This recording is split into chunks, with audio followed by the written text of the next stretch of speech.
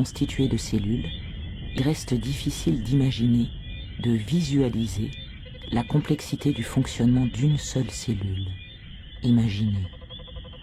La membrane de la cellule est comme une fine peau de molécules de graisse.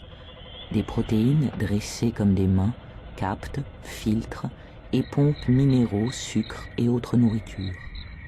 D'autres protéines réceptionnent des messages sous forme d'hormones et de macromolécules. Ces récepteurs transmettent le signal à l'intérieur de la cellule. Certains messagers atteignent le réseau du réticulum endoplasmique. Au signal, le calcium jaillit du réticulum. Il stimule et module l'activité de la cellule. Ensemble, calcium et messagers peuvent ordonner au réseau de microfilaments sous la membrane de se contracter, de se relâcher ou de se fragmenter. Des protéines assemblées en nid d'abeille avalent des morceaux de membrane chargés d'hormones, de récepteurs et parfois de virus. Dans le cytoplasme, la structure protéique se disloque, libérant une vésicule de membrane avec son chargement. La mitochondrie est l'organelle qui fournit l'énergie dont la cellule a besoin pour actionner ses pompes, ses moteurs et ses micro-machines. Cette usine électrique miniature voyage le long de microtubules grâce à des protéines motrices. Les mitochondries sillonnent ainsi le cytoplasme, véritable soupe d'enzymes, de micro-machines et d'organelles en constant état de flux.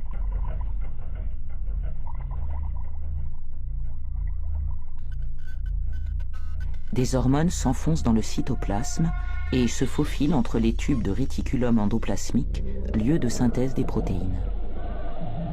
Des microtubules en grand nombre annoncent la présence du centrosome. Le centrosome, tel une pieuvre, explore le cytoplasme environnant et positionne les organelles à l'aide d'une multitude de microtubules qui s'allongent et se rétractent. Abordons maintenant l'organelle la plus complexe et la plus volumineuse de la cellule, le noyau. Pour y pénétrer, il faut passer par des pores nucléaires qui trient protéines et messages. C'est dans le noyau que résident les gènes, précieux dépositaires de notre patrimoine héréditaire. Les gènes sont alignés sur un long fil d'ADN, s'enroulant en collier autour de perles de protéines.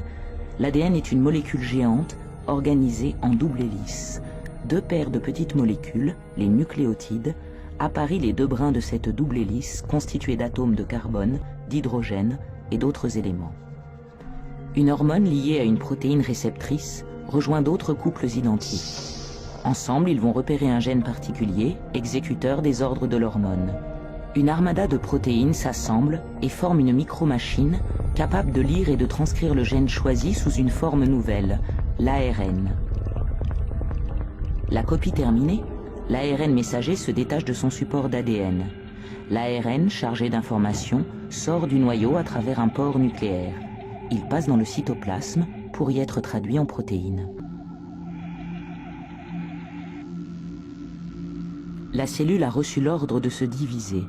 Elle doit dupliquer son ADN. Il s'agit de faire deux copies identiques du brin original. Les micromachines et leurs enzymes travaillent en de multiples sites le long des brins d'ADN.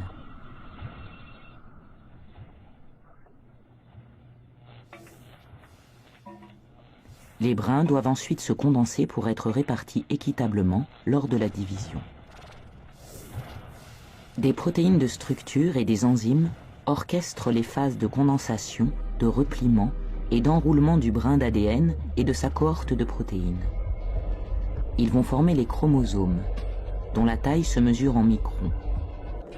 Une multitude de microtubules fusent des centrosomes qui, comme les chromosomes, se sont dupliqués.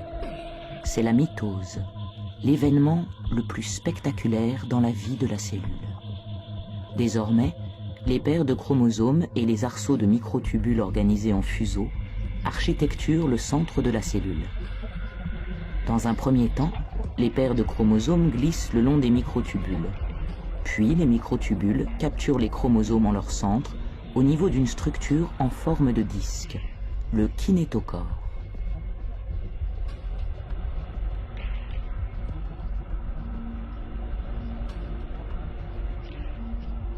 Cette danse de la mitose est orchestrée par une troupe d'enzymes et de protéines motrices. Les paires de chromosomes s'alignent à égale distance des deux pôles. Soudain, les microtubules séparent les chromosomes en deux lots égaux et ramènent chaque lot vers chaque pôle du fuseau.